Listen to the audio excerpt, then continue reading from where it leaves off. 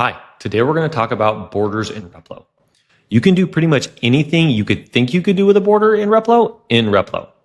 So the first thing to note is that you can give a border to any component in Replo, whether it's an image, a text component, a button, or an icon.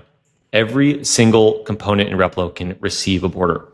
To do that, you would simply click on any of them and come down here and click Add Border.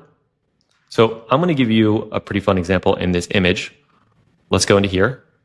And I'm going to give this image a border. And then I'm going to make it red. And I'm going to make it really wide.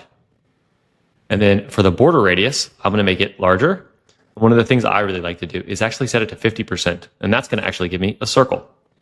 Then I can actually give every single individual corner its own border radius. So I could take this down a smidge, or I could completely reset it to make it a square. Great. And now I can also go in and customize individual sides of the particular border. So I'm going to come in here, grab the bottom border, and let's make this blue. And then let's also change it from a solid to a double. Actually, let's do a dashed.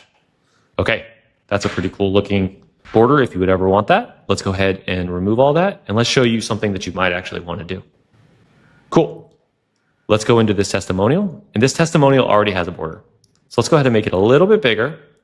Let's go ahead and give this a much larger radius, and let's go ahead and remove that corner. So it's actually square.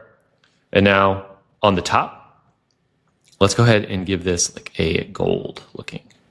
Yeah, like that. Okay. And, now we have a much more intriguing looking testimonial. Let's go and see how that looks. Cool. And that's it for borders.